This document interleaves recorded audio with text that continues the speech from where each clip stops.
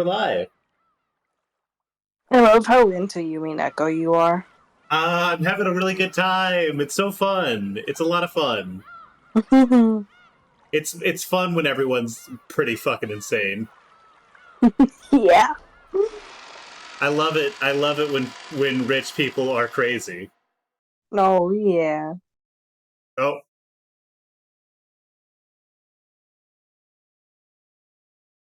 What's this?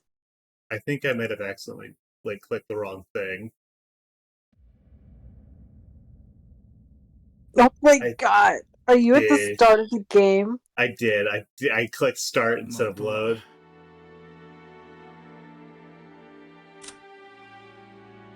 Whoops. Nice job. In the end, Sanon-kun did not regain consciousness. Well, Whoa.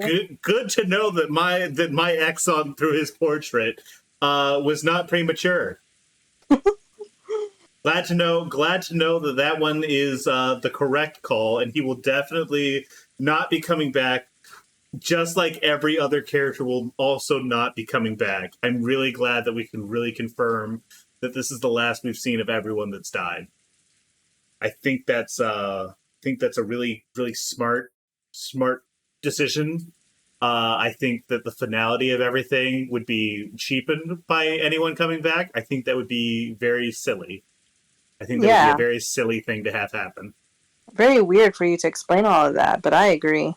I definitely am not poisoned by any sort of prior knowledge that I could have had, my knowledge of the author in general, prior works, having Eddie talk to me about Higurashi for at least one whole anime season.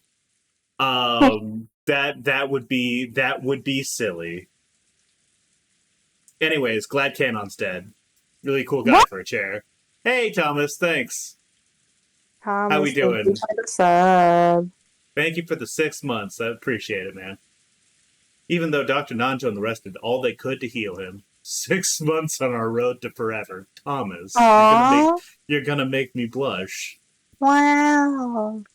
There's very little that can be done on an island like this without medicine or proper facilities.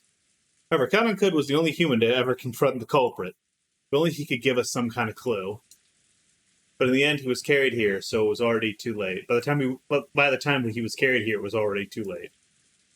My sincere apologies. Without proper medical facilities, there was nothing I could do about such a serious wound.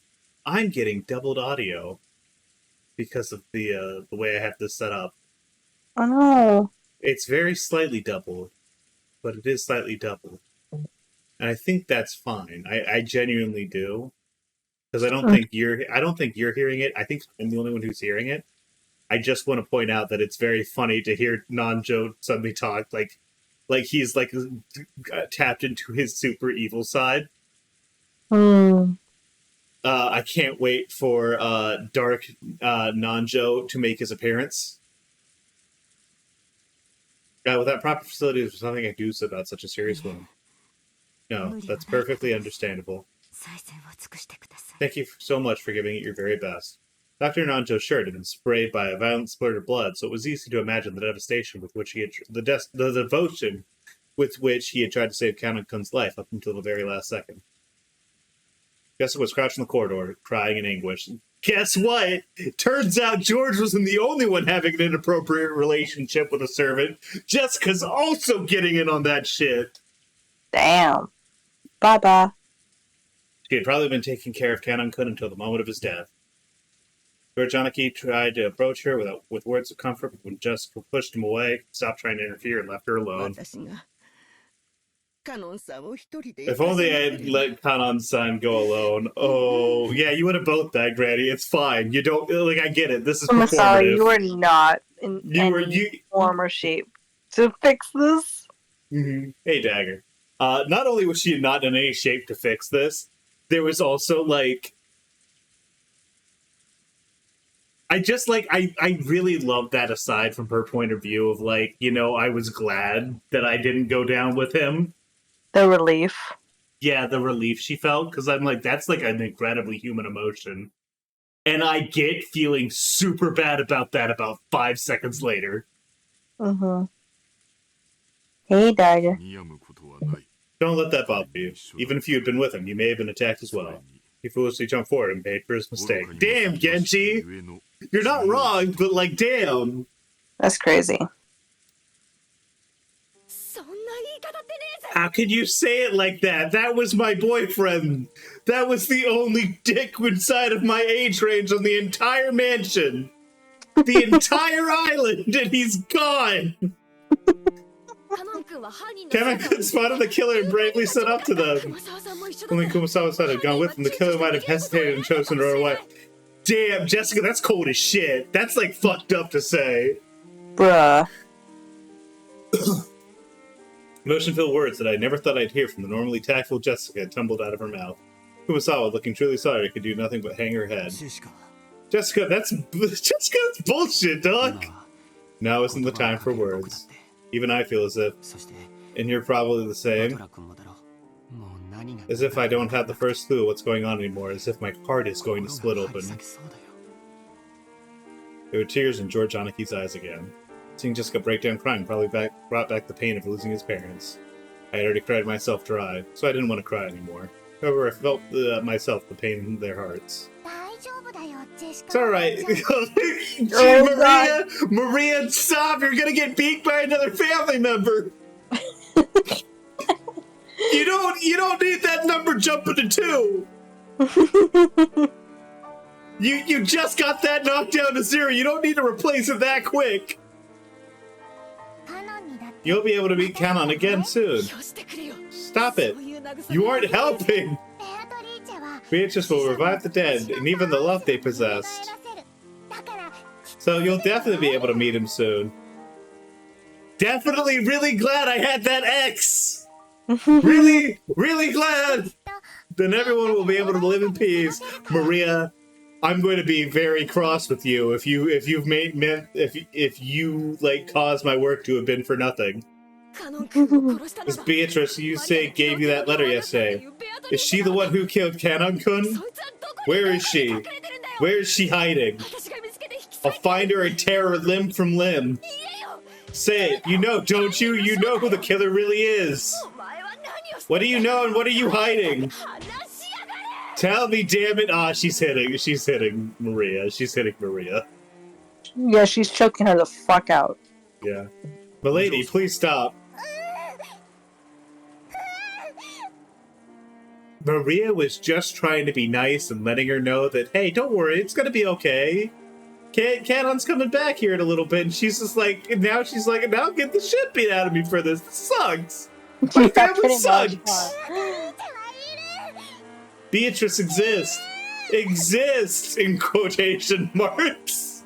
I don't think Jessica was denying that. Damn it, let go of me, Genji-san. Maria knows who the killer is. And she's been hiding it on purpose. She must be telling them what we're doing, guiding them as they kill us.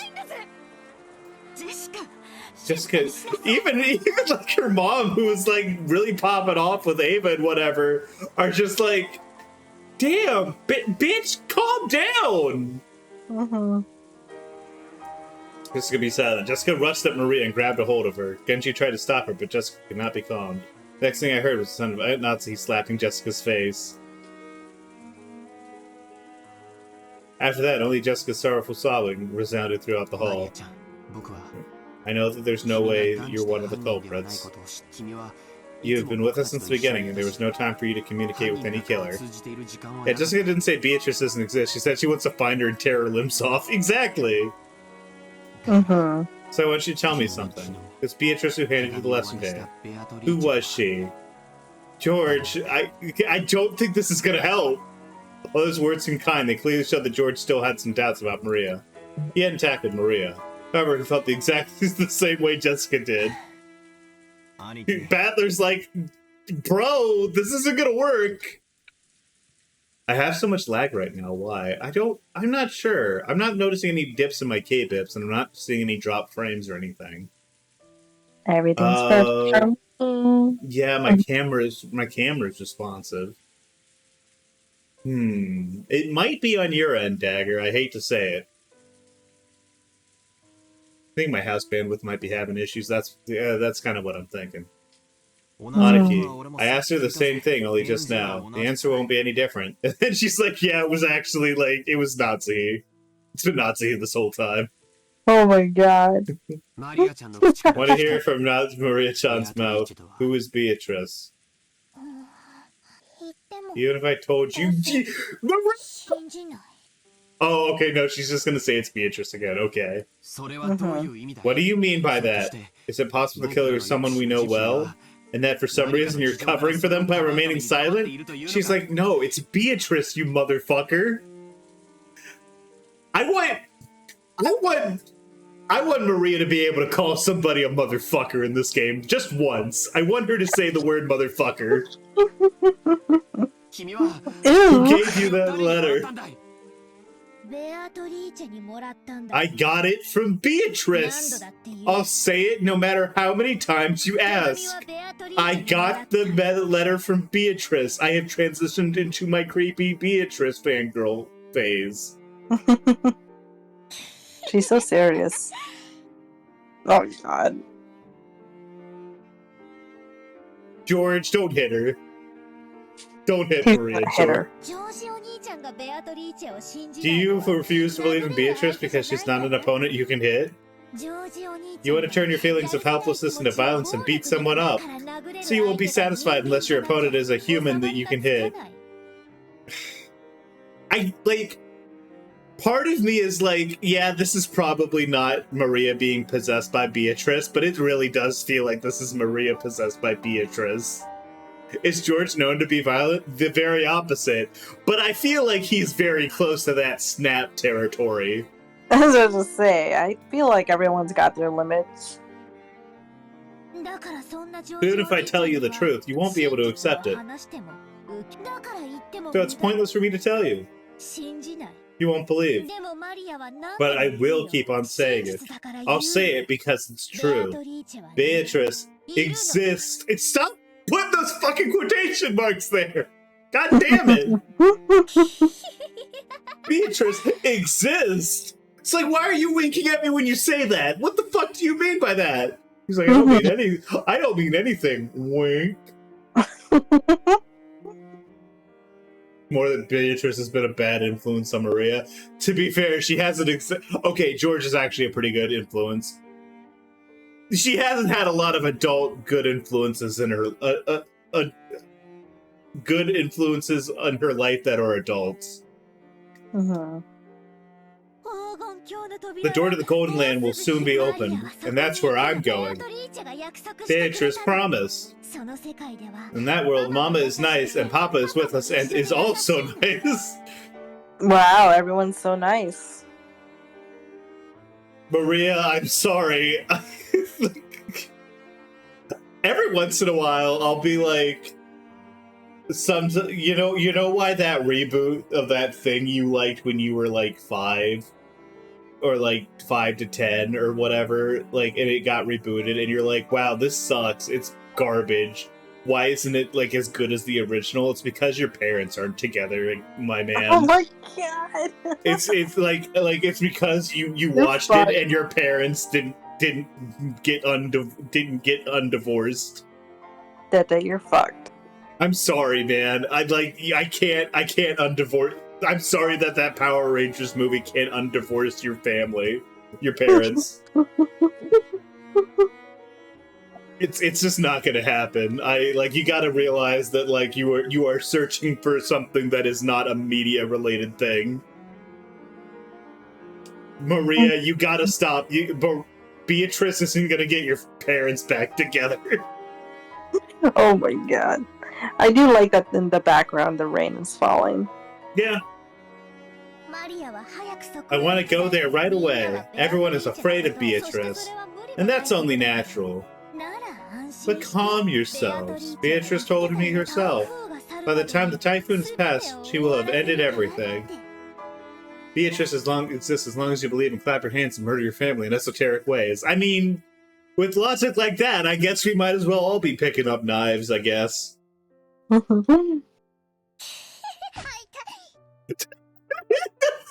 Man, they're still hitting children. God bless them. I just love how it's just like it's the laugh. It's like everything else is fine, but like the laugh is like where he draws the line. Maria, I don't actually dislike you being talkative, but let's leave it at that for now. I've had this all a pretty happy situation for you, since you're always going on about how witches exist. Keep that to yourself for the time being. Leave everyone else out of it. You're like, oh, little birthday girl, you ain't hit me on my birthday. I'm wearing a crown. You wouldn't hit a girl with a crown on. This brat. Jessica! Damn! Jessica, okay, listen. Jessica, come on. You don't actually mean that. You don't, like, that's your pain lashing out. Don't you be treating Maria like that. You love Maria. People are finally listening to my talk about my hyper-focused special interest. Don't spoil this for me. Don't you think so, Grandson? Genji's... What's trying to get Genji in on this? The fuck? Out of everyone here, Genji? Who the fuck? God. What the fuck? Like George is right there. What the fuck is wrong with you, Jessica? You're just fading into the background. Still not George! That man's suit is the exact same shade as the fucking wallpaper for all everyone cares. It might even be. What about you, Mom? Holy shit, everyone but George! So funny. That's crazy! Or maybe she hasn't done anything directly, but she's definitely the killer's accomplice.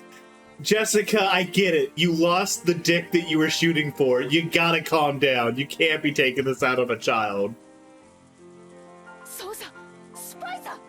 She's sus among us. She's an accomplice. We can't let her stay with us any longer. We have to let this child get murdered.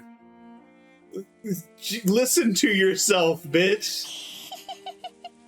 Maria-chan, you must learn that there are some times where indiscreet discussion must be avoided. If you continue to add any more oil to the fire, even I will get very angry. I like, because I think that one's got to her the worst, because it's like, I'm not saying that Beatrice doesn't exist. I'm not saying that anything you're saying isn't true. For the sake of other people, you have to learn to tap that down a little bit. And she's just like, okay, well, that's actually just right. I am being rude. Fuck. Aunt Nazi glared at Maria with frightening eyes, and Maria was used to Auntie Rose's loud style of scolding, so she apparently hadn't developed a resistance to this kind of silent telling off. She shrugged and kept her mouth shut. Desolate feeling filled the room. It felt as though things would just get more complicated if anyone spoke. How many people had already died? 6 in Dad's group. Also, both Auntie Ava and Uncle Hideyoshi, Kanan-kun, grandfather, there were a whole 18 people on the island. 10 of those had been killed. More than half of us had been killed. And at this stage, there was absolutely no guarantee that the remaining 8 were going to be alright. I hope we are, because this is going to be a really boring 300 hours with 5 characters. Only Maria survives. Good. It's just like the first 5 hours, the first 15 hours are like the Ushiromiya family being killed off one by one.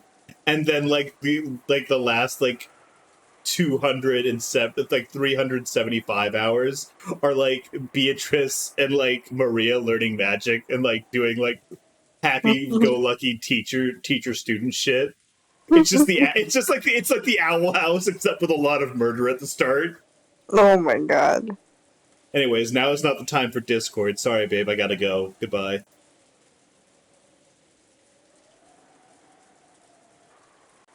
She's probably laughing really hard. Okay, I'm back. I'm sorry. You son of a bitch, I was gonna make the same joke.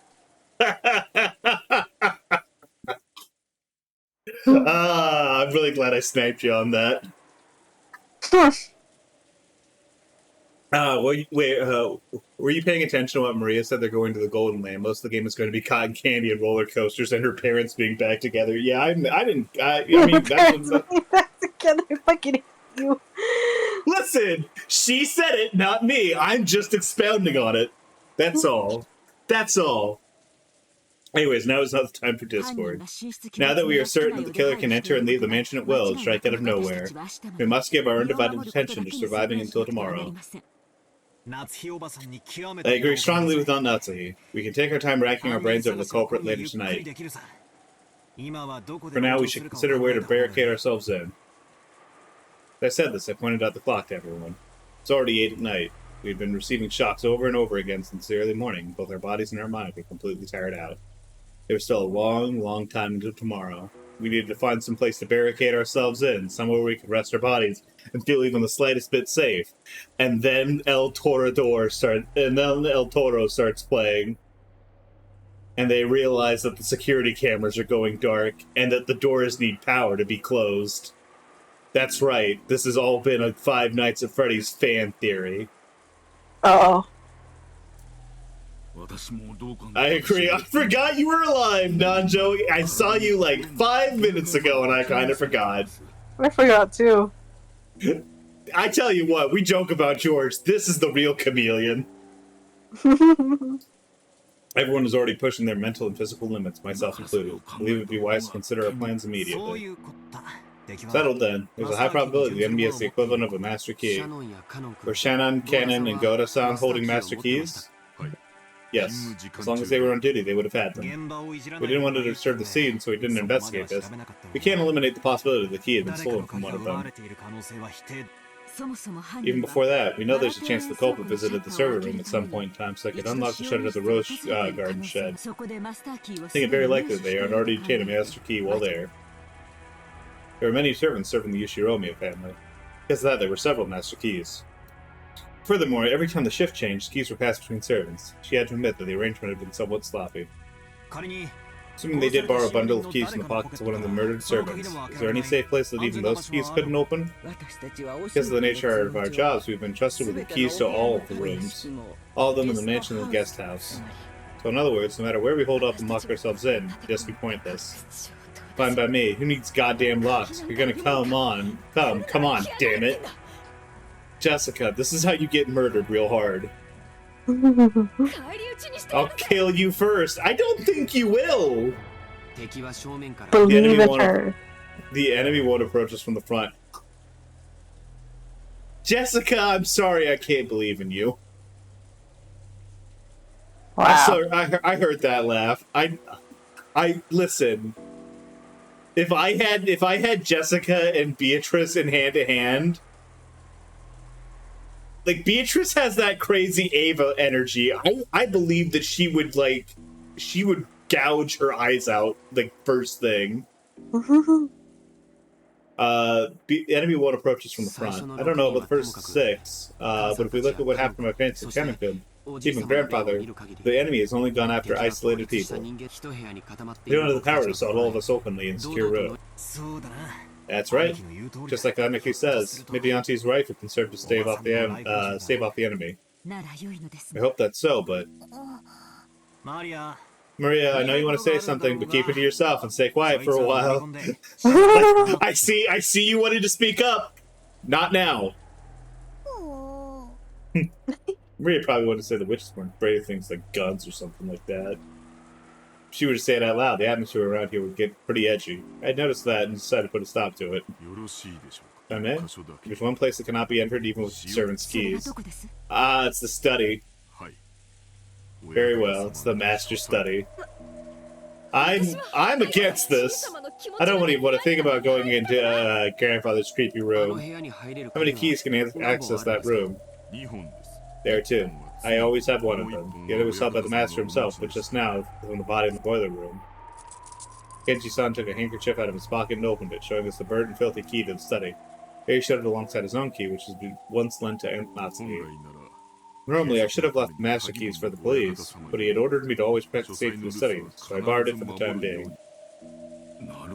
I see. Which means the Kinzo study is the only safe location right now. Would appear that way. She's so tired. She does not want to go in that fucking room either. I know. I fucking love this face of hers. This is such a good fucking face. Mm-hmm. I don't even want to think about being shut up all night in that room with peculiar smells, but it appears we must accept that his room is safer than anywhere else right now. Grandfather locked himself up in that safe room, but the culprit still brought him out and killed him. Can't say for certain that it's surely safe. To go with your theory, then Grandfather skillfully outlasted the receipt, and then left the room of his own free will. It still might have had some worth as a place to barricade ourselves in. You're too optimistic, Anaki. However, at the same time, I thought that he brought up a pretty interesting point. After all, this gives us a chance to question the enemy, the witch herself, about how the sealed doors have been opened. He's like, yeah, I mean, if we do that, at least we'll find out how that fucking happened. We assumed that the culprit had used some technique to abduct Grandfather from his study. They would have to show us the same trick again if they wanted to assault us in the study. It's an opportunity to force the culprit to demonstrate the trick right before our eyes. They probably should stay in the line of sight with each other and sleep and eat in the same room, etc. Yeah, probably. Mm-hmm. Or at the very least, take shifts. Oh, God. The anxiety would be crazy. Yeah. If they're a real witch, we'd be forcing them to say open sesame and open the door by magic right in front of us. But such a thing is probably possible. Flip over the chessboard, you realize the culprit is obviously just trying to act like they're a witch. If they really were a witch, all they had to do was appear in front of us and show off a spell colorful enough to silence all of our doubts. Since they're avoiding doing that, everything must be the work of a fake witch who wants us to think otherwise. Therefore, a culprit who used a technique other than magic to defeat the locked room couldn't open the door right before our eyes. Grandfather's room big enough to stuff 8 people in it? Yes. There's a bed, sofa, blanket, so while it's not luxurious, it will be more than enough to spend the night. There's also a sink, a bathroom, a refrigerator, and a liquor cabinet. The liquor cabinet. I love how, like, everyone here is, like, kind of is underage except for George, Natsuki, Genji, and Kumasawa. And, like, I don't think the servants are going to be raiding that liquor cabinet. So it really is just for, like, hey, George, hey, Natsuki, you want to get your drink on a little bit? It's there. Ooh, that's incredible. But isn't that weird? Saying he built another house inside of his house. That's pretty cramped for the last house of someone like our grandfather who bought a whole island and realized all of his dreams. Yes, it is. After some point in time, Father wouldn't trust any other place, even inside the mansion. We always sneered about how he shut himself up there, and this time we're the ones who are going to shut ourselves up. Jessica spat the word out. Feels like you would rather go search for the culprit than stay shut up somewhere. Of course, I don't think we'll be able to find them if we just start searching now. In the end, we can't do anything but wait. And it doesn't matter where we wait, does it? I won't run away or hide. Why don't we just take it easy in the parlor, watching TV or something, waiting for the great Beatrice summon to appear? It would be perfectly satisfactory for her to not to appear. There's no need for us to expose the culprit. Well said. We shouldn't take too many risks before the police get here. Thank you, Dr. Nanjo. I think we should move to Father's study. Certainly considering the possibility that Father was taken out of there, there's no guarantee of absolute safety. However, just like Badler couldn't reason, I also can't deny the possibility that Father left the study of his own accord and was attacked outside. Crazy theory had just been what I come up with to stop the argument. However, just as Auntie Ava had said, even though that trick would work, I can't begin to explain what motive could have made Grandfather do something as awkward as sneak out of his own study. Plus, that trick of hiding under the bed and waiting for the receipt to be removed before escaping couldn't have been used unless Grandfather had known that the receipt was wedged in the door. Auntie Ava hadn't pointed out that last part, but it's clear how absurd the theory was. Yeah, I was reading it and I was like, this is like... Badly, this is a fucking stretch. Yep, it does mean that's that is Battler. Auntie Ava claimed. The door was sealed and then it was a locked room. It's doubtless fact that Aunt Nazi was the culprit. Is it a doubtless fact that Aunt Nazi was the culprit and that room was a locked room? If Auntie were here now, she'd probably make that claim openly and do me the favor of blowing my strange theory away. But anyways, I had to admit that the room with both a bed and a toilet and all 8 people could be shut up in with only 2 keys, both of which were gathered here, had to be the safest place in the mansion right now. At the very least, I figured it would be better than shutting ourselves up in the parlor again, saying nothing went wrong while we were there before. No, wait. We were safe only because we were we safe because we were only because we were shut up in the parlor? What if leaving that room and moving to an unexplored location is actually more dangerous? Ah, no good, no good, no goddamn good at all. My flimsy head is about to break out in fever. It's like him flipping over the chessboard. The real and the inverse began switching with each other over and over. And I lose my ability to believe anything.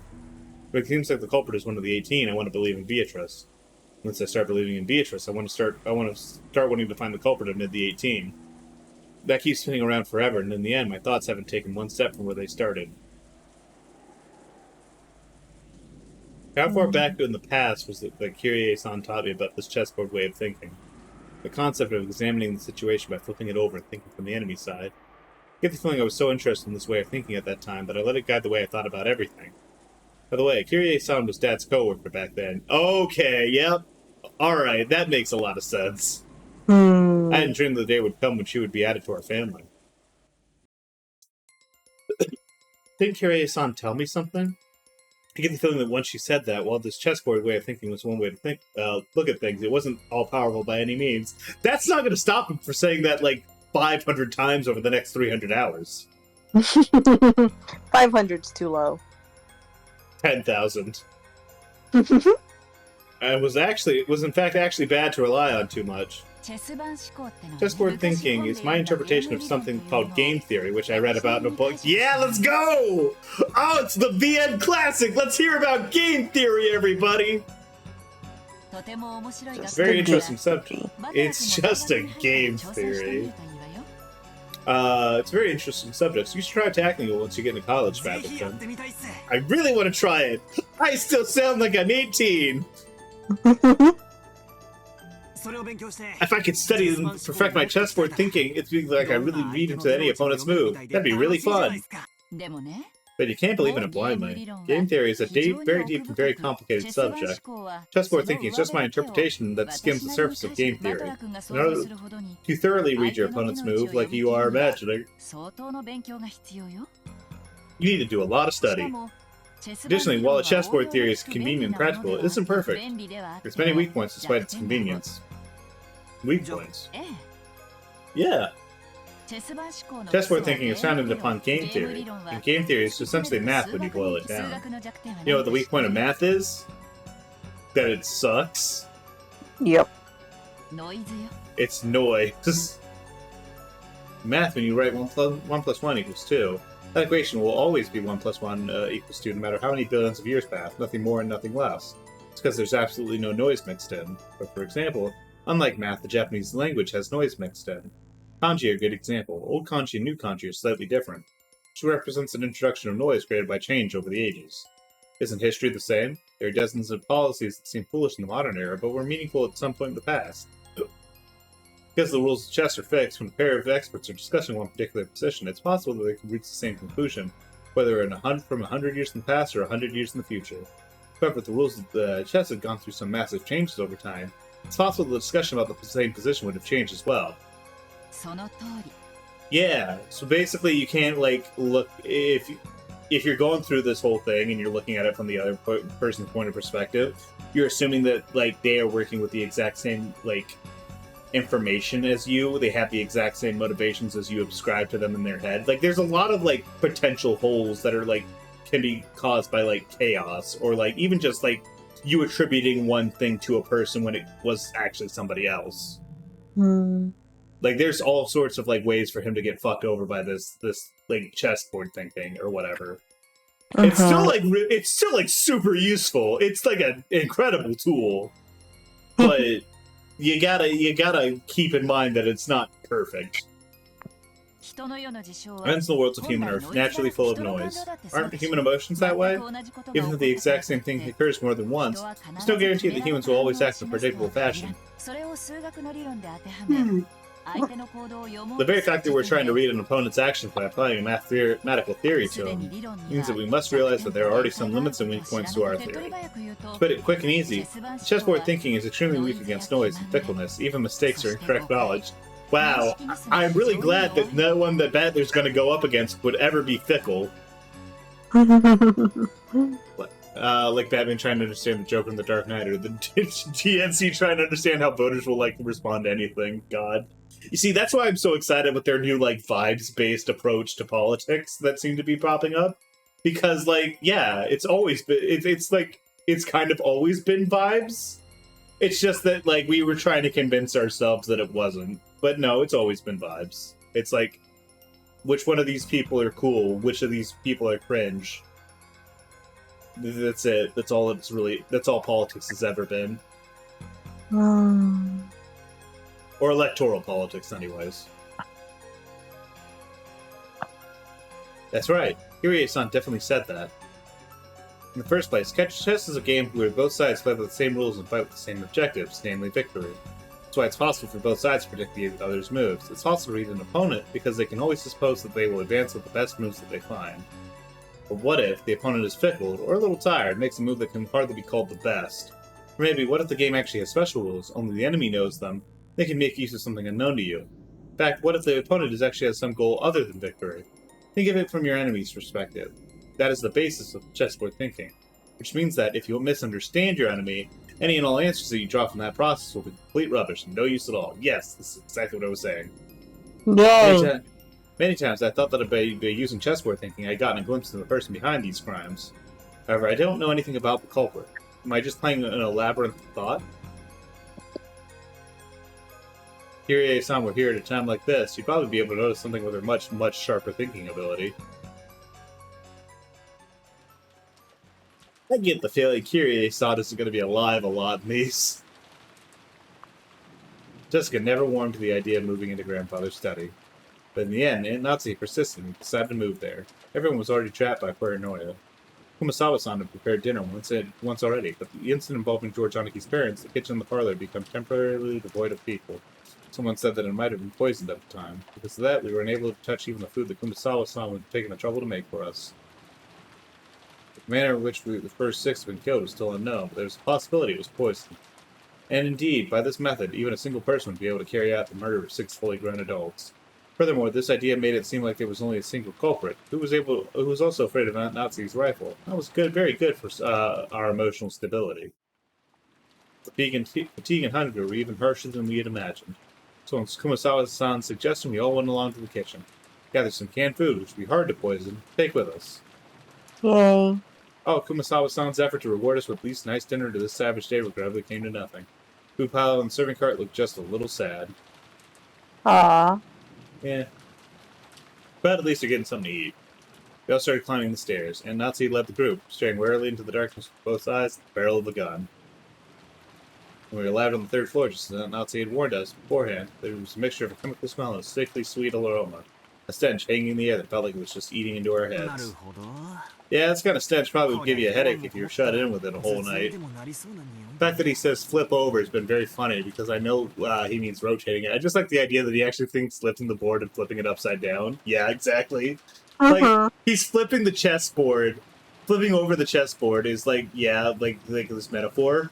But I'm really excited for, like, this, like, he gets into, like, a really intense confrontation with somebody, and then he flips over the chessboard, and everyone's like, God, you're doing this shit again? And he's like, no, I'm throwing the game out entirely. And then he just, like, goes and slugs somebody in the face or something. What the fuck? It was a little late, but I found myself fighting with Jessica against going into grandfather's study. This exceptionally magnificent door felt like the source of the stench. So this was the door into the forbidden study, which had turned away all who had visited. When Gigi-san was unlocking the door, Maria was staring at the door with the doorknob with great interest. I really want, like, them to open the door and Kenzo just like, hey, what's up? What are you doing in my fucking study? Then he pulls out the Uno cards. Holy shit. Is he still I'm gonna flip the chessboard. Rotates at 180 degrees, so I'm now playing the winning side. Actually, I'm doing the murdering now. Ah! Hey, Barrel. Hey, Barrel. What a door. What's old and strict that could stop any jokes cold. Sure is a fitting door for grandfather's study. Contains a really strong power to ward off any spiritual menace. Beatrice probably couldn't open this door. Oh, what does that mean? Oh, the scorpions! Maria pointed at the doorknob. Scorpion crest. No, it is designed like a magic circle arranged around the scorpion, which was inscribed there. Isn't the scorpion in Elden Ring like the symbol for like the holy, for like the church or whatever? Like it's like a a symbol of like resistance to like I think it's either magic or undeath or something like that. Beatrice was wondering how an idiot like Battler has been outsmarting him. Battler, who has just been eating her chess pieces. Yeah. Yeah. I feel like it's the other way around, to be honest. I feel like Battler's like screaming and like, what the fuck is going on? Why am I losing this chess match? And then Beatrice has just been eating the pieces and like cackling. I'm dead. Design, that's right. Isn't that just like those key holder charms that Maria gave Jessica and me yesterday? The fifth magic circle of Mars is a strong magical repellent. Additionally, this magic circle was diligently constructed and is full of power. To many beings of magic Beatrice, this magic circle is quite troublesome. Isn't that comforting? Are you saying we can even escape the grip of Beatrice's evil hands in this room? Our little witch here sure is reliable. Then how did Beatrice take grandfather out? Oh, he opened the door. He would have been like, yeah, whatever. Yeah, I would have keep. I would have wanted to inside. Yeah, I wanted to keep everyone else out. The fuck? She didn't. He's an accomplice. I wouldn't be. That would not shock me at all. In fact, I'm kind of convinced that Kinzo's not dead. Like that was somebody else's body. How did Beatrice take grandfather out? Just as bad the reason. Beatrice can go inside, but she has magic, and she also has familiars. Using those, she might have been able to force grandfather to leave the study. Read that in manga. There was a scene where the vampires were frightened to cross us, so they couldn't get close. The familiars were fine, so they made their familiars attack. Gotta be another family member with 6 toes, otherwise they wouldn't have mentioned it was hereditary. Yeah, exactly. That could have been, like, probably could have been Rudolph or something, right? Or maybe Kraus.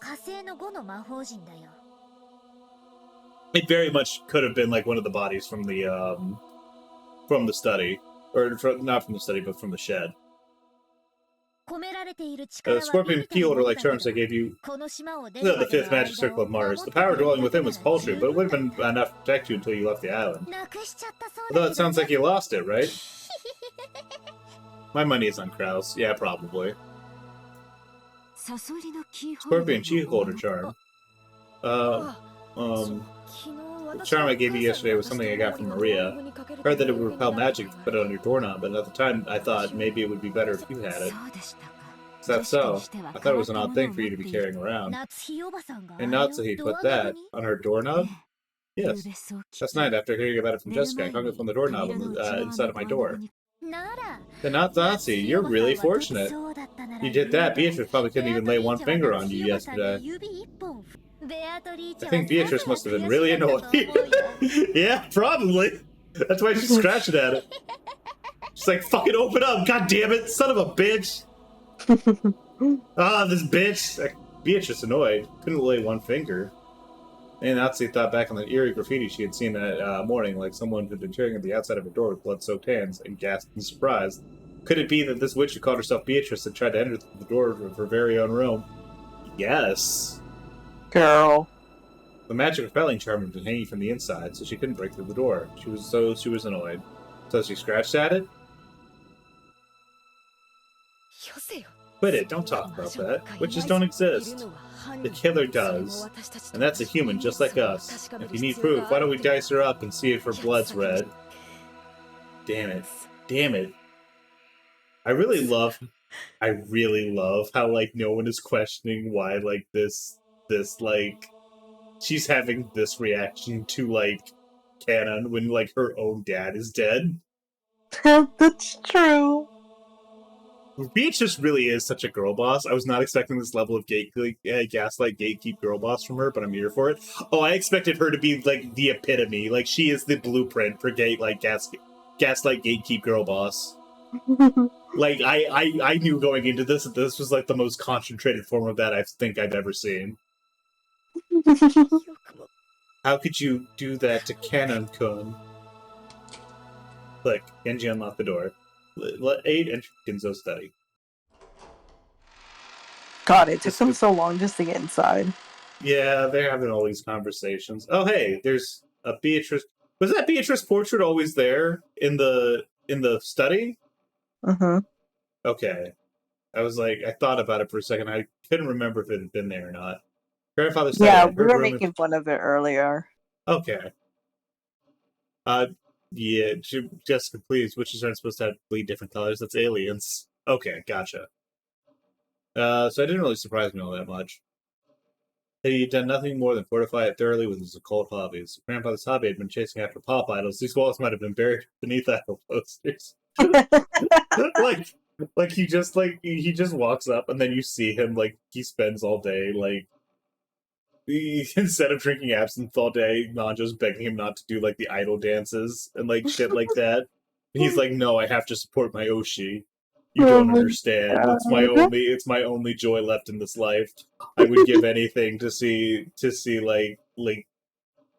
and then instead of Western names, uh everyone in the family has hearts or stars in their name.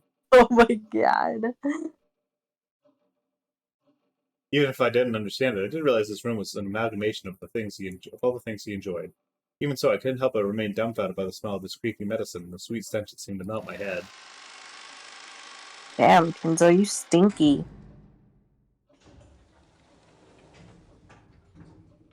Oh. Oh, okay. What the fuck is happening? When the door closed, it automatically made a clunk. Okay. See, this is the auto lock that's activated anytime whenever the doors close. Hello. I can't read your name, I'm sorry. Hey, Pringles, McGruffin. Oh, McGruff? Yeah, it's the guy I was talking to you about. Okay. Read Got Higginbotham it. right now. I'm busy. Yeah. I'm reading Umineko. Alright. There were only 2 keys which could open the door from the outside, both of which were in this room. In other words, this room had become a locked room. The shutter, the receipt, the chain, now the auto lock. The 4th door had been locked in the most magnificent fashion yet, constructing a lock room with a perfect form that none could argue with. Just to make absolutely sure that the room was secure, we checked all over for any other ways in or out. The windows were tightly locked, that should have been enough, but just in case, we all tried knocking over all the walls. After all, there had been some whispers that there might have been a hidden door in this room, but we couldn't find anything suspicious. Secret passages? I mean, listen, they haven't pulled every book off the bookshelf. They don't know. Grandfather's study was very large. Even though we called it a study, it wasn't really a single room. It could be divided up into 4 basic sections: study section, bedroom section, toilet bathroom section, and a section for cooking that had a sink. Damn. See, the study does have enough in it to live in. Now I can understand why Grandfather could live his whole life in this room without ever leaving. I play Wolfenstein 3D, they need to press against each section of the wall and grunt. Exactly. It seems that Grandfather wasn't in the habit of watching TV. There was no television in this room, nor even a radio. So tomorrow morning there would be nothing for us to do but pass the time listening to the sound of the rain. Dr. Nanjo gazed at the chessboard that sat on the table in front of the sofa and muttered. Apparently the partly finished chess match he'd been playing with Grandfather until yesterday. Black had the white pretty well cornered. It looked like checkmate would be reached with a few more moves, the end of the endgame. Wow, I wonder if this is a metaphor. Even though checkmate had almost been reached, the endgame had been rushed, and the end was never completed. Kinzo-san. It seems we weren't able to see this match through after all. Dr. Nanjo.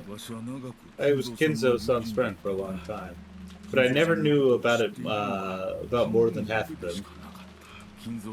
I believe 2 Kinzos existed, a wise one and one trapped by some madness. It's called being a simp, Nanjo. I never understood anything about him. Especially when it came to Beatrice-sama, it would seem like his personality changed. In the direction of the sun's upward gaze, the portrait of Beatrice could be seen. It wasn't massive like the one hanging in the central hall, but small, made for this room. Grandfather probably spent every day in this room, and so much of his time, talking to the witch in that portrait. Who was Beatrice to Grandfather in the first place? By now, you couldn't just explain her away by saying that she was a story made up by the parents of frightened children away from wandering into the forest. While eating the canned food we had brought from the kitchens, we talked together about who Beatrice was. Whether the culprit was Beatrice herself or someone pretending to be her. Whether they were a witch or a human, the lady in this portrait were strongly related to the basis and background of those crimes. Was it always of her smiling like that? Yeah, she always had a little bit of a Mona Lisa smile. Yep. You couldn't talk about them without talking about her. It's such a good portrait. Oh yeah. Mom, you picked up a letter from the Oh my god, I forgot we hadn't read that. Holy shit. It's been so long. No, this is an more explicitly evil smirk IMO. Yeah, I mean, fair, but like it's like the same genre. It's like different variations on a theme, right? Yes, we still haven't opened it, have we? Let's open it and see. And Nazi took out the Western style envelope. Hey, it's like, hey, if you guys go to like that office, I'm gonna fucking kill you. I'm dead. And then so are they. And then they're just like, oh, and then bam. Wow. And then the pipe bomb goes off. Pipe pulled a letter up. Yeah, just a pipe bomb. That's her magic. Pipe bomb. Her magic is pipe bomb.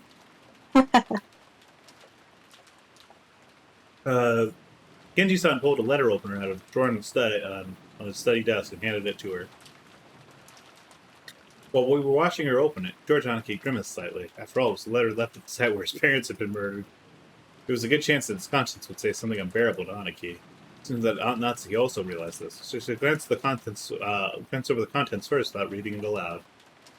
Pipe bomb, oh yeah, she does do alchemy. Exactly! Homura magic. We were a little frightened that she might grimace after reading something shocking, but she just frowned unhappily. What does it say? There's one unpleasant sentence. Must be trying to provoke us. And Nazi, after deciding the contents could be shown to the children, set it openly on the table. Everyone stared at it at the same time. Praise my name. The hell? So freaking smug. Yeah, she's just like, I'm so fucking cool. My shit's, man, I'm so fucking cool. Look at me, I can do magic. You can't even say that I can't do magic now, bitch. And Battler's like, nah, you're not fucking magic. She's like, bitch, I'll kill you. What the hell are you talking about? Probably Beatrice declaring herself the victor. Damn it. I expected we were hoping for another weird magic circle to show up. It wasn't a magic circle, but it was just as I expected. What could it be? What if she wants us to tout her own existence? Seems reasonable. With this letter, we now know that the author of the last night's letter is the culprit. I think the identical envelope is more significant than what is written here. Without a doubt, this is the type of envelope Vasilimax, the master, used. Ooh, I don't know what's going on anymore. This is the first time I've seen anything like this since I started working for the Ushiromiya family. We're to believe this letter last night, and Beatrice claims to be grandfather's oldest confidant. Grandfather often said the same thing in his past, right? I directed the question to Genji-san and Kumasawa-san, who nodded together. So, the two of you know more about this than anyone except for grandfather. Could you tell us? For a long time, I made a point of ignoring this topic. But now that it has come to this, I can no longer do so. Genji, tell us everything you know. Yeah, story time! Genji-san didn't answer. Did he remain silent despite his knowledge, or did he know nothing at all? Still, I had a good guess. Ghost story of the witch Beatrice had long since been deified among the servants. He'd probably been very close to grandfather, too, and his old hobbies. But there was a good chance he'd been indoctrinated with even weirder things, and had increasingly come to deify the witch. His grandfather's most trusted servant, who had sworn loyalty to him, he might be the most influenced by the witch illusion that grandfather had created. Tell us the old man's fanfic. God bless. It could have been a secret passage out of Kinzo's room into another one of the rooms where the couple died. I mean, very possibly.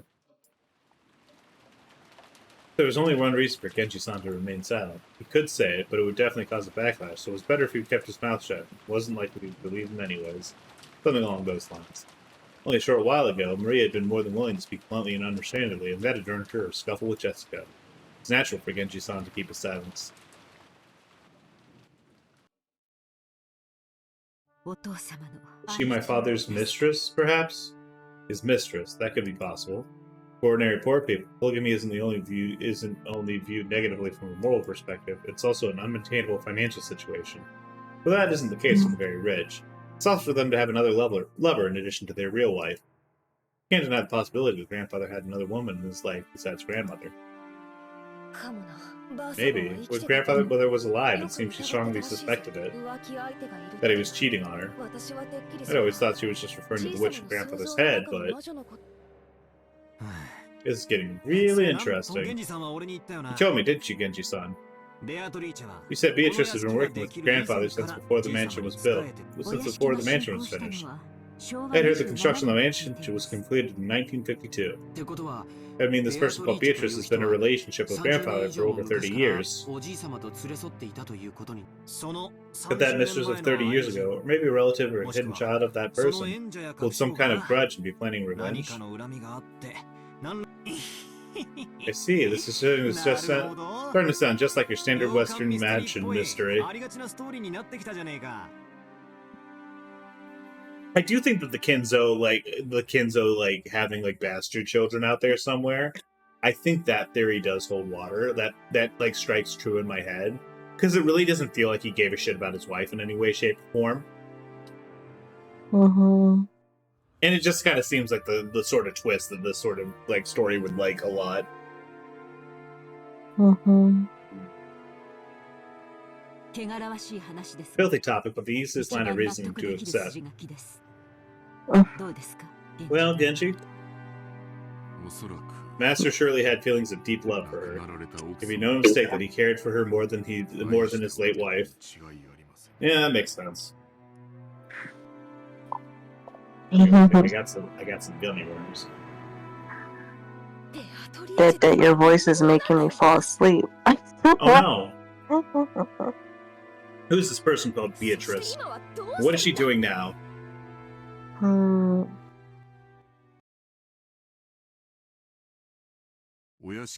I've heard that she passed away before the mansion was completed. Ah. She's already dead? Yes. Master mourned for her most grievously. And he devoted himself to the art of black magic as a means to revive Beatrice Sama. Master loved Beatrice Sama from the bottom of his heart. It was that madness which drove him to do all that you see here. As Genji-san said this, he spread his arms, so asking us to look at this room, filled with the sign of his grandfather's madness. Wish Maria never wrote off Maria as an idiot because they have the same social interest in Beatrice. Yeah.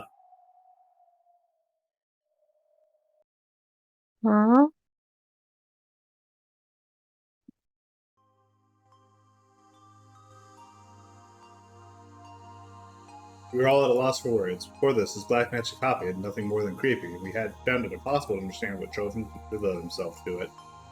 No one had tried to understand Kinzo, dismissing him as an eccentric who had restored the Ushiromiya families amidst his madness.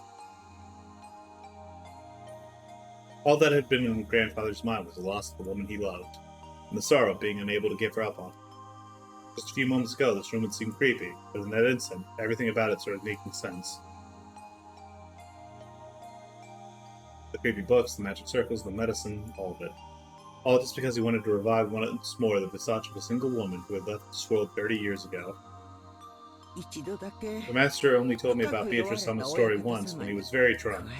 Although I had forgotten the details, it was a deep, deep love, enough to make a woman like me jealous. When Kinzo-san succeeded the headship of the Ushiromiya family, his marriage to his late wife was decided by the few surviving elders of the family. For a married woman who would benefit the Ushiromiya family. Because he was forced to? That's correct.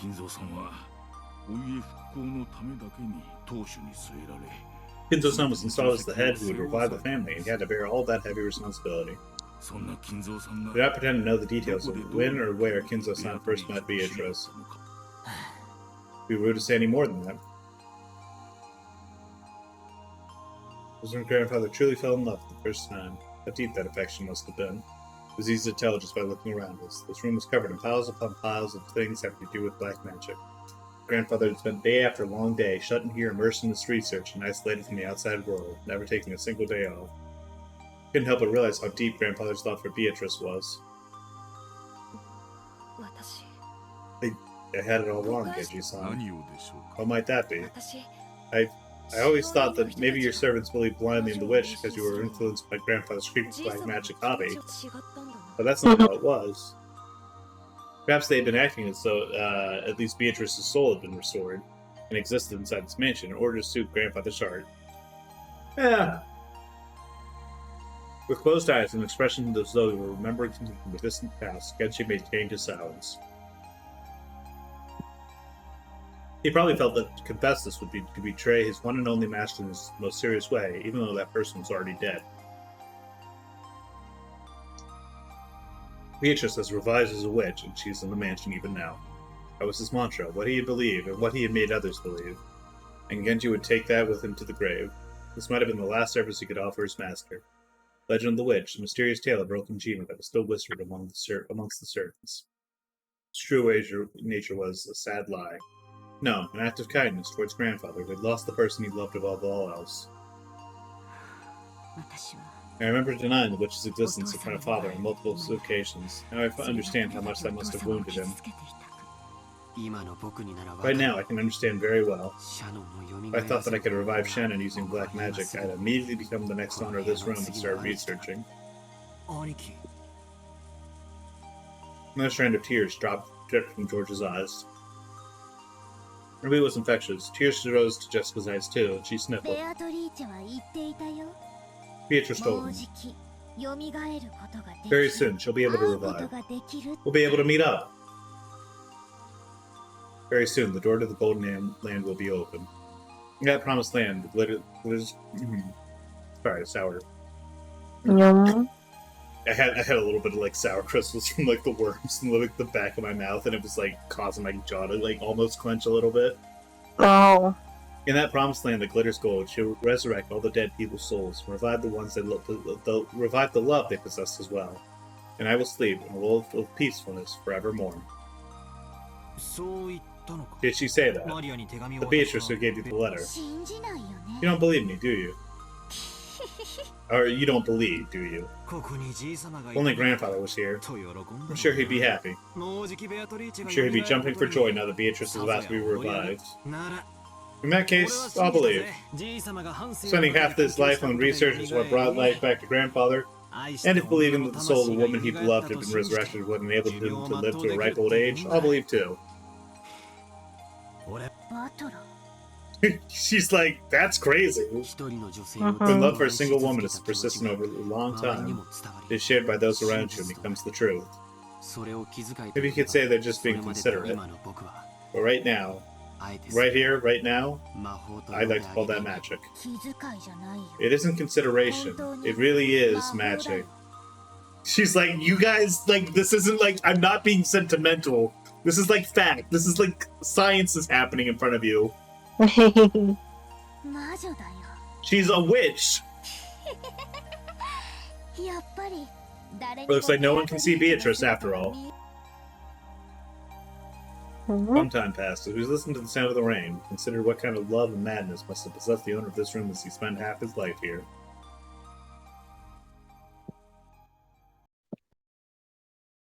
If you ask me, as a woman, then while I'd like to understand father's feeling of true love, this leave mother in kind of an awkward position.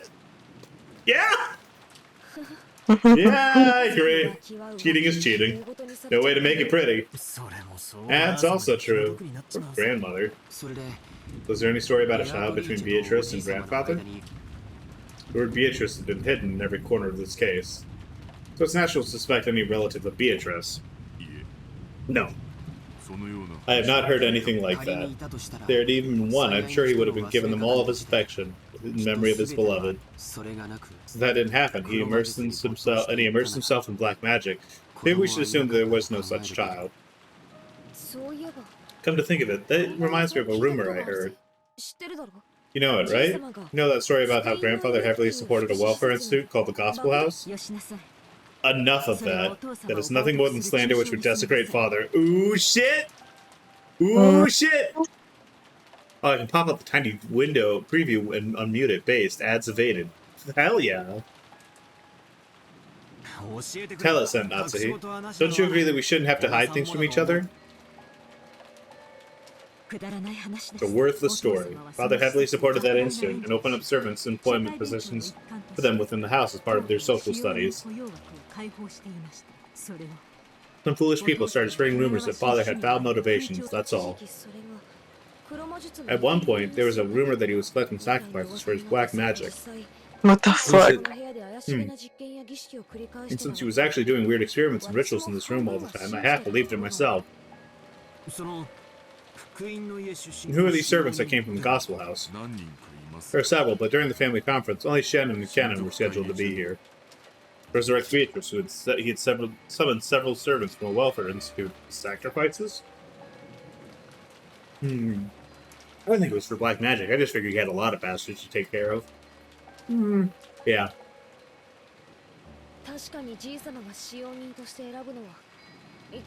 After all, everyone that grandfather collected as a servant was young. Always were about the same age as Shadon or Cannon could. Oh no. I was sure that grandfather was a pedophile. Had some weird inclinations. Jessica! Control your words! When he scolded her, the atmosphere quickly went sour and everyone fell quiet. However, something was tugging at the back of my mind. Sacrifices, sacrifices, sacrifices brought up from the gospel house. What was it? Freaky words like sacrifices don't pop up on them. I've seen or heard that word somewhere recently. Are you just now connecting the epitaph? Yes. Yeah. Some part of my memory is tugging at me. Come on, Beatrice. What do you know? I had arrived in front of the portrait of Beatrice. It wasn't as fascinating in the entrance hall, but that portrait, which he must have drawn by some famous painter, was still just as intimidating in the smaller size. Below it, just like in the entrance hall, was the epitaph was said to point out the place where the gold is hidden. Battler, you goddamn fucking moron! How can no one have thought of this before? More than half of the people are dead. Sacrifices. I'm genuinely shocked. I thought it didn't come up because like he had thought about it and discarded it, not that he hadn't thought about it. You're creeping me out. Sacrifice the 6. Both my eyes opened as wide as plates. Right here, everything had been predicted since the very beginning. Everyone crowded around. The same expression of terror filled every face. Yes, it was written in the Oh, I'm actually like, this is actually like, this is stupid. Yep. The first Twilight sacrificed the 6 chosen by the key. There's no doubt 6 people died in the beginning, and even on the shutter where the magic circle was drawn, no, where the Hebrew was written, it's mentioned the offering of sacrifices. I've been saying that from the beginning! Yes, he has! How is no one...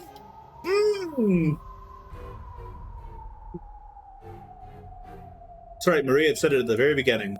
Right after we found the 6 bodies, when Maria was in the parlor watching TV, she had said it. Ooh, Taylor's not human. Just the sacrifices chosen by the key. This has nothing to do with the location of the hidden gold. I mean, it still could. It's called black magic or something, the instruction for a resurrection ritual.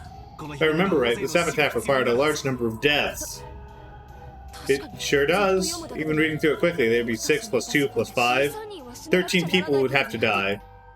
How many people are normally on this island? It varies depending on shifts of the servants, but there's father, my husband, me, and Jessica. And 2 or 3 servants. Today and yesterday there were 5 of them, but there normally aren't that many. Because normally there wouldn't be enough sacrifices to carry out the ritual. No, wait. There's the rumor that grandfather was controlling the servants of the gospel house to be used to sacrifice for some creepy ritual. So what? He increased the number of servants to increase the number of sacrifices and waited for the annual family conference when even more people would gather? Isn't now the only time of year this ritual could be held?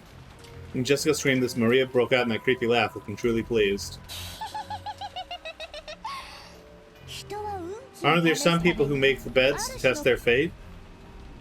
Like throwing a sandal and saying if it lands the right side up, tomorrow will be sunny. Saying that tomorrow will be a good day if the coin lands on heads. Any little superstitions like that. Fed up with how nothing is going right for you and you want to roll some dice or get 3 6s. Probably make you want to believe that it's a sign of some miracle. When flipping a sandal, you have at worst a 50% chance. If you give it right side up, it's not worth much. If you can carelessly roll 3 dice and they all come up 6, you might think that's a small miracle. Sorcery works the same way. You keep on praying earnestly, hoping the unlikely outcome. Then, when that impossible result shows through it, the feelings from all those stored up prayers made incarnate through magic. The sorcery the grandfather was trying to perform was probably like that. He randomly selected sacrifices in a lottery. To reduce the chance that he himself was selected, He chose the day with the greatest number of people on the island to carry out the ritual. How ridiculous. Are you saying that all these incidents were part of the process of some questionable magic ritual? Natsuhi yelled. She couldn't help thinking fearfully about how she might have been protected just because of the scorpion charm. If I hadn't received that charm from Jessica and hung it at my doorknob, would I have been killed? Been one of those 6? And the strangest part is, even though I hung the charm from the inside of my door, they couldn't get through the door. The killer noticed the charm from outside the door and had given up trying to open it. Human couldn't perceive that. The charm meant to stop someone that was not human had done just that. Impossible. Possible. Impossible! Oh, However, yeah. Natsuhi-san. Look, the epitaph traces events that followed. On the second twilight, those who have remained shall tear apart the two who are close. Could this be talking about Iba-sama and Hideyoshi-sama? Painful as it must be, we must reach that conclusion. And after the culprit killed them, left the words from the third twilight in the letter there. That's right. After carrying out the second twilight, they left the third twilight in that place. The third twilight is just like an Natsuhi had just read. On the third night twilight, those who remain shall praise my noble name. Ah, now I read it, just keeps going, doesn't it? The fourth twilight, gouge the head and kill. Gouge the head and kill. George Anaki's parents were killed with the demon ice picks gouged in their head. If that counted as the second twilight, someone else must have been gouged in the head. That's grandfather. He'd been burned in the incinerator, and our eyes were so drawn to that part we didn't notice. But grandfather's forehead, no, his head had been gouged. Grandfather's the victim of the fourth twilight? Then Kanon-kun, from the fifth twilight, gouged the chest and kill. We thought that Kanon-kun's case was an unexpected encounter with the culprit, but that's wrong. They've been planning on luring someone out alone and driving something through their chest from the beginning. If the culprit followed the epitaph thus far, does that mean that 3 people still have to die? In the sixth twilight, gouged the stomach and kill. In the seventh twilight, gouged the knee and kill. On the eighth twilight, gouged the leg and kill. Yes, you could read it that way. Oh, I wonder about that. After those 3 die, it reaches the ninth twilight. Take a look. In the ninth twilight, the rich revives and none shall be left alive. We are all going to be killed by Beatrice. I don't get it. Does that mean everyone will die no matter how many people there are? What was grandfather's goal? Doesn't that mean that the ritual will kill grandfather himself no matter what? It doesn't matter that no one's left alive. On the 10th twilight, we finally arrive at the Golden Land. On the 10th twilight, the journey ends, and you shall reach the home of gold. The witch shall praise the wise and bestow the 4 treasures. Grandfather wasn't afraid of something like death. Look at the second and third, the 4th treasures. One resurrects all the dead people's souls. One even revives all the love they possess. So grandfather believed that he would eventually be revived even if he died partway through his ritual? Ridiculous, that's insane. When you die, it's over, right? The dead don't come back to life. It's a miracle that humanity has been chasing after for thousands of years and still hasn't accomplished. So it's gotta be something like this, right? Something like you can revive and meet them in the world after death? What you say is right. Would that mean grandfather, whose remaining life is slim and who's insane because of love, is committing suicide? No, a massive forced group suicide? Yippee! Genji's like, well, time to get the stomach. Genji, can that possibility be considered? I do not know. Master's a man who sometimes has the wisdom to see 1,000 years into the future. However, there are times when that appears to be nothing more than madness to commoners such as myself. What, does that mean yes? What do you need to say, Kumasawa-san? I don't know anything. No, you can be sure of that. Do you think I would be on this island today if I did know? I would have faked an illness or done whatever it took to get the day off. Good gracious, yes. What about your opinion, Dr. Nancho? You've been grandfather's friend for many years. I feel the same as Genji-san. Genji-san was a man who far surpassed ordinary people. I've even felt a sort of inhuman power from him at times. Not even I understand what Kinzo-san was thinking when he wrote that epitaph. All we can say is that even if the person who created this outline was father, the one carrying it out is a different person. That's right. At the very least, there's another culprit who attacked grandfather and Kanon-kun. Furthermore, that person is still continuing the crimes just as the epitaph says. We huff in that neoliberalism? Maybe. I mean, they're definitely doing great man theory at the very least. You can't suicide other people, that's murder. The letter in the beginning that we didn't think deeply about. What was it that was written there? We thought back to the recitation of the letter last night. Beatrice had proclaimed something inside the letter. She had proclaimed that in accordance with her contest with Kenzo, she would collect everything in the Ushiromiya family's interest. But then she had also revealed a special clause. If someone discovered the location the gold grandfather had hidden, that right would be lost. At that time the letter had been read. Grandfather was still alive. At the time, it had already been sealed with wax by the head's ring. Showing the grandfather had handed the ring over to Beatrice while he was still alive.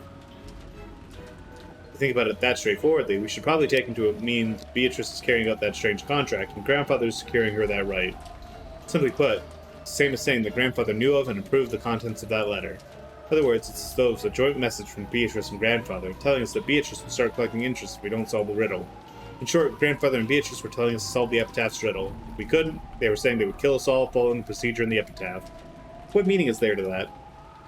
What do they want? I don't have a clue what it means. Look, another letter from Beatrice. Huh? What'd you say? Maria was pointing at the top of the table with the canned food that everyone had been eating just now still lay. A Western-style envelope was sitting there, but so what? Yeah. Well, okay. So, while everyone had been distracted...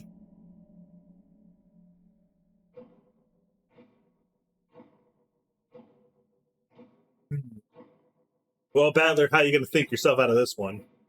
Aunt Nazi let out a hysterical cry, looking between her own hand and the table, because the envelope that she had just opened was still grasped in her hand, and despite that, there's an envelope on the table? What is this? What's going on, Maria? Where did that envelope come from? Just now, I looked and it was lying there. Ooh. I love how it's like, when Maria's like that, she does the ooh, but it's like, it sounds like so faked. Mm-hmm. That's the fakest ooh she's ever done. I don't know anything. This isn't funny, there's only the 8 of us here. There's no way some 9th person snuck in. There wasn't enough time during the few seconds that we were gathered around the portrait, right?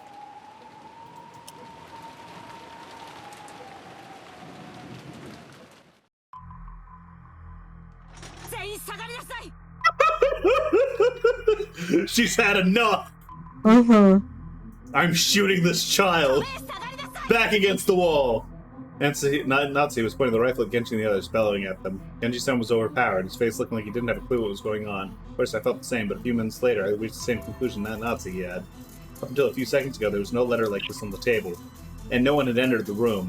That meant that someone among us had planted they placed it there during the few seconds where everyone was looking away, preoccupied with the portrait. Battlekin opened the envelope and read what's inside. Sure. I picked up the envelope. It really looks like she's about to blow him away. I know, it's awesome. I've had it with the motherfucking witch in the motherfucking mansion. Still sealed with wax. Even without disturbing its contents, I realized that this was an unopened envelope with an unopened envelope. Without relying on a letter opener, I violently tore it open and put out the letter inside. The contents were as follows. Are you enjoying the riddle of Kinzo-sama's epitaph? As you are all probably aware, you have very little time remaining. Please abandon any naive hope of escaping after the storm passes. This game can only end with my victory or yours. When time runs out, I will win by default. There will be no ties. Make sure you do not misunderstand your current situation. That's what it says.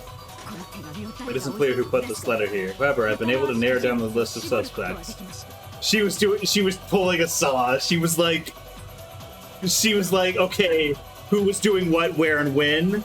Who was with people? Who was around the letter? This is that like everyone's doing the key task and we look back and then there's like a body there? Yeah. It's all of you! Madam, that's just too horrible. Just before I moved towards the portrait, I set down a can of food here. At that time, definitely wasn't anything as strange as this letter there. And at that time, Jessica, George-kun, and Battler-kun were already in front of the portrait. And they didn't leave that spot in front of the portrait until the letter. This is really just Among Us! I gotta start using chessboard thinking whenever I'm doing Among Us. Oh god. I'm gonna start flipping the chessboard. So the person who set that letter down is one of you four. Beatrice is one of you. Also be pointing that gun at Maria. I don't want you to leave this child out. She is competent enough to have done this as well. Kinzo vented. We aren't Beatrice. Beatrice exists. Silence. I don't know whether I suspect all of you, or one of you, or all of you, but without a doubt, at least one of you is the culprit. That's right. There can't be a 19th person. There's no way witches exist. Even when Kanako was killed, yeah, it could be explained if Kumasawa-san was the one who did it. Damn. The assumption is that Kumasawa-san entered the boiler room with Kanako and killed him. And then she lied, saying she had already fallen when she got there. You're making a mistake, milady. Oh my god, are they gonna blow her? Are they gonna blow her the fuck away? I feel like tensions are high enough that they could absolutely do it. Why would I do something like that? I don't have the slightest idea how my parents were killed in that locked room. But when they were killed, everyone except for the servants had an alibi. The only ones who didn't were the servants. But is that really correct to suspect them? Well, now, as you mention it, they do have no alibi for any of the cases, but... Ugh. Should we really be so quick to make that judgment? This time, in this room, in this place, in this moment, in this minimally small bit of time and space, it's obvious. One of the four of them could have set the letter there in our blind spot. We can't tell who put it there, but it's obvious that one of the four did it. Yeah, Tsisa. Please, calm yourself. A lot has happened today. I understand the condition your heart is in right now. Dr. Nanjo, it truly pains me to call you suspicious. However, as father's personal doctor and his closest friend, you have been by his side for many years. You might know about Beatrice as well. Could you be hiding some sort of old personal connection of his? Of course not. Calm yourself. This is such a good fucking CG. Really good. It was pitiful to watch Dr. Nanjo frantically pleading his innocence. It was probably a normal reaction that anyone would give if they were suspected. Kumasawa-san was the same. When Jessica started suspecting her of the murder of Kanon, she was now totally flustered. That was why Genji's still calm appearance looked so bold. And Natsu pointed the barrel of the gun. You were father's #1 subordinate. Was Beatrice a fantasy you showed to father, with you as a performer? If by suspecting me you recognize me as master's greatest servant, then it is a great honor to me, regardless of the circumstances. Genji! I get it, man. Now is not the time. I am not the one who put the letter. However, I am not the one who put the letter there. You expect me just to accept that? You must be the ringleader. Maybe Dr. Kumasawa and Dr. Nanjo are your accomplices. And you too, Maria-chan. Please don't shoot this child. Not to content to doubt just the adults, and Natsu pointed the gun relentlessly at Maria too. But Maria acted as though nothing had happened. Why are you pointing this gun at this 9-year-old? It's bad. Or maybe she thought she'd be fine even if she was shot. At this point, we can no longer remove someone from suspicion just because they are young. But last time, let me ask you the question that everyone brought to you since last night. Yesterday, who was the Beatrice that handed you that letter? Don't try to fool us. Make it clear. Who the hell gave you that letter? How many times do I have to tell you? It's Beatrice! The 1,000-year-old golden witch. If you want to know what she looks like, just turn around. See? She's right there. Beatrice is. You think this is a game, you little bitch? Stop it, Jessica. Maria, too. Don't you understand the situation? What are you hoping to gain by saying stuff like that? Stop stirring each other up pointlessly. I don't understand. Who do you people want to be the culprit? You only believe in Beatrice when you don't want to doubt one of your own. And when you're trying to settle a grudge because someone who's close to you has been killed, only then do you want to believe in a human culprit so you can attack with violence and deny Beatrice. That's why you can't see her. Beatrice exists. You all can't see her. Silence. I don't want to label you as the culprit, but there's no longer any doubt that you enjoy making the situation unpleasant, serving the interests of the enemy. Therefore, I will now shoot a 9-year-old child.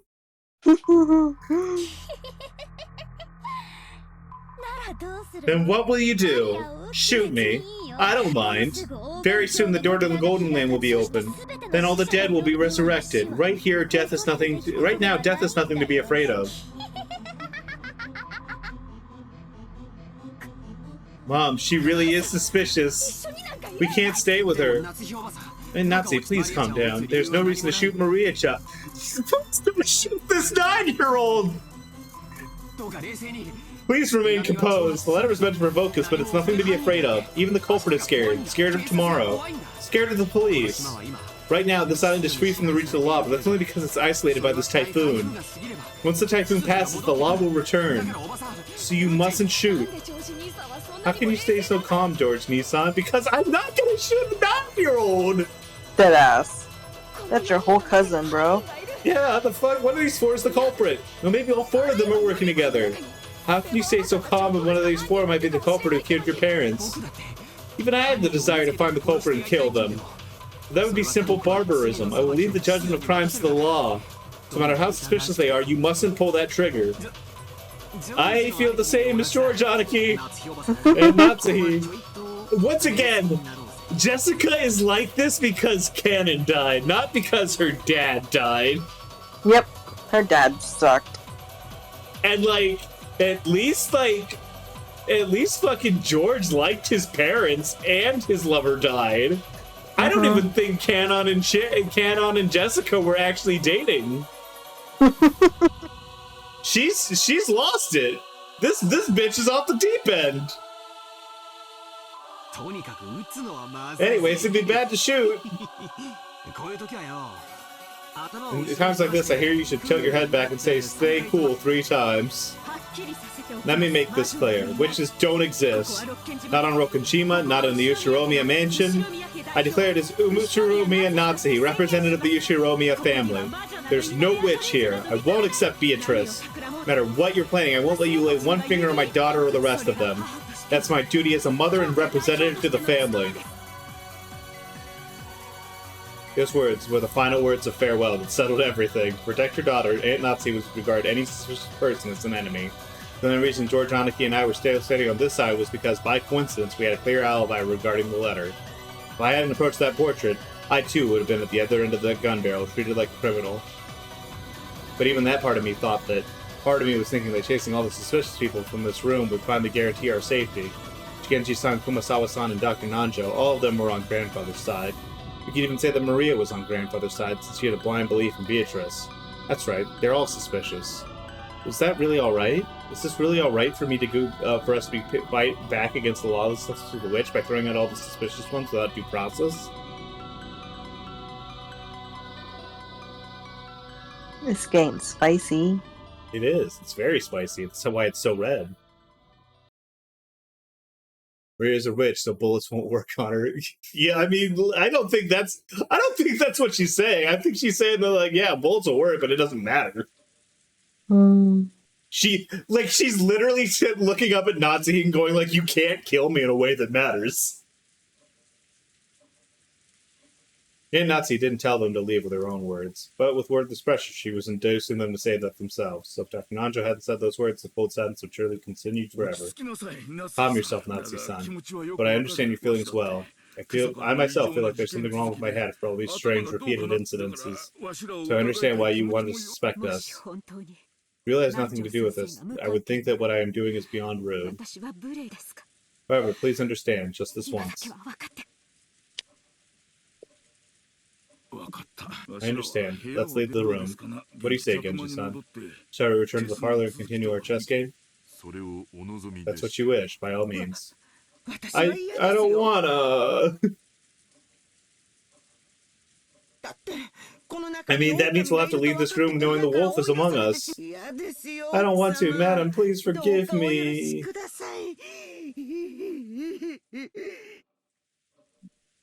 Kumasawa-san was trying to say made total sense. She was innocent, but she was being injected into dangerous territory along with the culprit. The current situation, pressing her to leave this room alongside the other suspects, was exactly the same as letting her get killed. Well, you know, the killers only managed to target us whenever like, we've been separated. So, you know, let's go separate. Let's go separate as much as we can. Let's split directly down the middle. I love it when a game's writer exists before Among Us. It's so good. What is the wisdom of staying in the room that Grandpappy died in? It's a true locked room. There's only 2 keys. And they have both of the keys on them. Never split the party. It's bad. It's a bad idea. However, Kumasawa-san was really suspicious for just being just for being the first one to discover that Kanon-kun had been murdered. At that time, everyone except Kumasawa-san had an alibi. As long as some trick or existence of some 19th person could not be established, Kumasawa-san was one of the most likely suspects by far. I didn't want to believe it. However, Natsuki and the rest of us were in such a difficult situation that we couldn't help doubting any of them, Kumasawa-san included. So I didn't say anything to stop Natsuki from trying to oppressively chase them from the door. We had stopped her from shooting, but when it came to exiling them from the room, we were just passively agreeing. Maria spoke to the still fretful Kumasawa-san. You'll be alright. Beatrice is kind to those who respect her. You believe that Beatrice exists, so I'm sure you'll be fine. I'm gonna go watch TV in the parlor. Let's watch it together. This place has no TV, and it's boring. But Kumasawa-san found Maria's roguish laugh very frightening. However, the three other people in the room agreed to leave the room. Kumasawa-san couldn't fight the flow and had to agree, crying as she left the room. Aww. You put this... Natsuki, like, boy, I tell you what, like, I get where you're coming from, but at the same time, like, you just literally shoved a 9-year-old out into the arms of a murderer. Boy. I shall leave you for tonight. Let us meet again tomorrow. Yes. Please understand, at least for tonight. When the police come, I promise to apologize to all of you for my rudeness. May play chess, but do it in a safe place if you can. Kenji, I leave it to you. Certainly. Can't be helped, can it? They always say the most frightening bears are the ones with their cubs.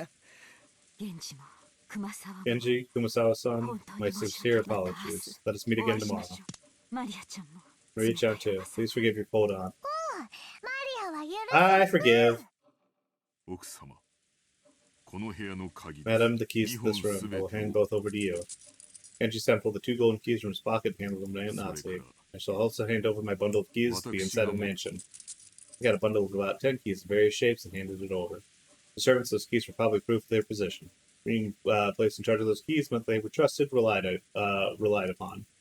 Being forced to return them meant that they had lost that trust. Thinking about it that way, it could have been no greater humiliation for Genji, who had served here all these years. However, his usual indifferent expression remained on his face. I had planned that after Father passed away, I would reward you for many years of hard work and allow you to retire. And yet, I am treating you like this. It makes me feel ashamed from the bottom of my heart. Then just fucking don't! Fucking stop! The fuck is wrong with you? This is not like you made this situation, lady. Is that 3 people besides Maria? That was the next number in the epitaph, wasn't it? Yep. Oh. I have already received the Master's favor. Everything I have done until today has been in payment for that. Please, do not worry over it. Well then, shall we, everyone? Good night to you all. Night-night. Out there too. Night-night. Maria. Wait a sec. Guilt made me call Maria back. Broke her in my pocket and took out the scorpion key holder. He had it the whole time! Fucking lizard! Oh, that's so good! He's such a fucking asshole. Yep. Oh, he's such a little fucking shithead. Yep. This repels magic, right? Keep it on you. Didn't you say you dropped it? Yeah, I lied. Back then, I was kind of pissed off, and I was just bluffing that I had lost it. There's no way I'd lose your precious charm. Aww. Maria silently took the charm. I wasn't able to say anything after that. Well then, everyone, good night to you. Well, she's got the charm, so she's safe, and that's 3, so hey, it's Beatrice time!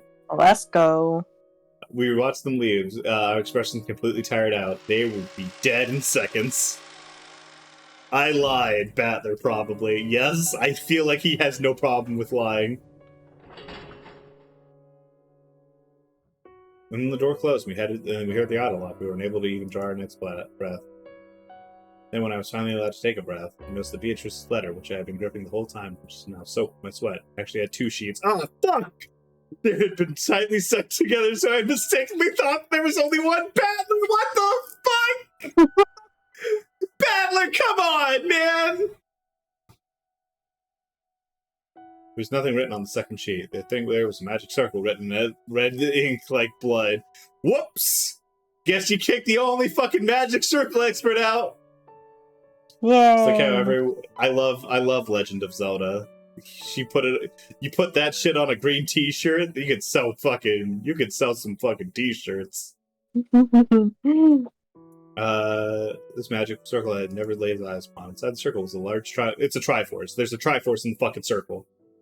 Okay. This is before there was writing in Hebrew, and it seemed clear that it held some kind of meaning. I wanted to know what it could be, but we had just chased Maria.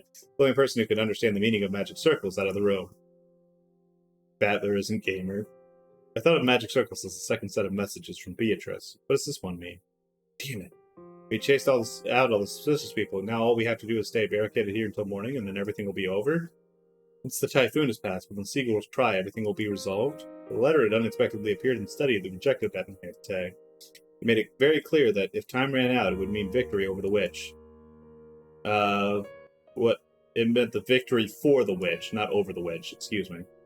When time runs out, is the witch planning on taking the offensive? Is she finally planning to display some fearful magic power? Maybe something that could have been used to kill 6 adults at once? Wait, when is time supposed to run out? I don't know anything. Now we should finally be safe. Finally. Definitely. Even when she said that, Aunt Nazi couldn't stop gripping that rifle. There was no release in tension of her expression. Of course, none of us felt like breathing a sigh of relief yet. At least not until we could hear the cry of the seagulls once more. Not like they have no books to check the circle against around them. I mean, yeah, but still. Yay! Yay! It's almost midnight.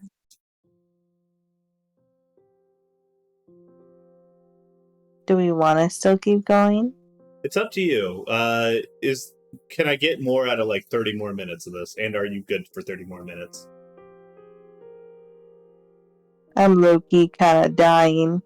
Okay, well then we'll call it for here. I'm Dead, how many more do you think will die and who?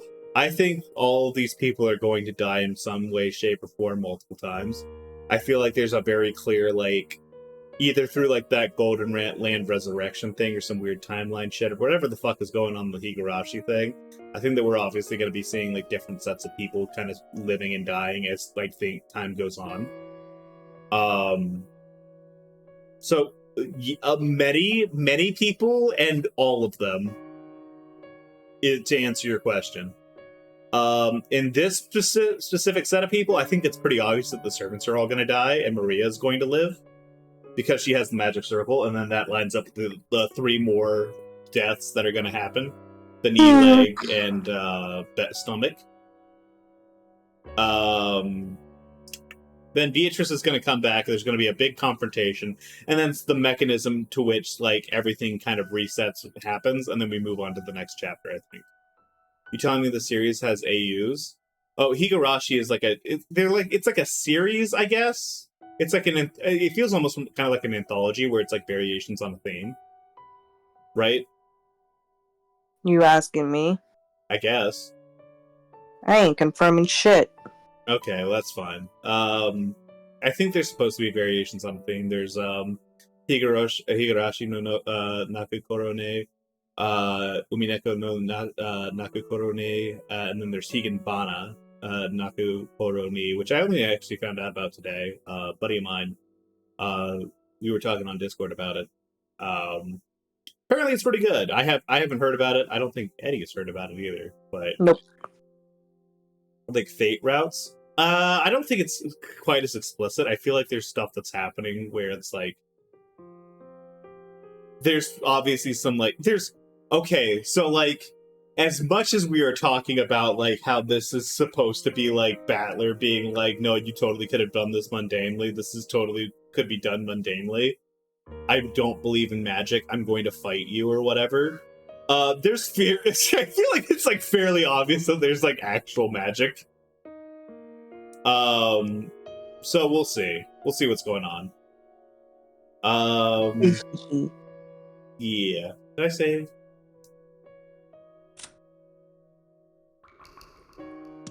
That would have been really, really bad if I had closed. No one has died since. Cannon with a weapon resembling an ice pick. How presumptuous furniture. Yep.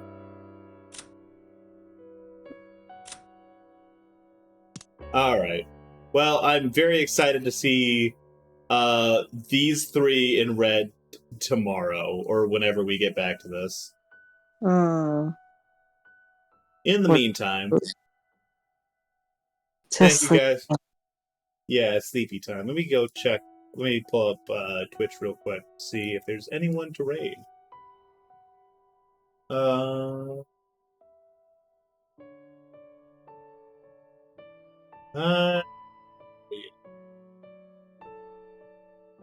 All right, we're gonna go ahead and call it then.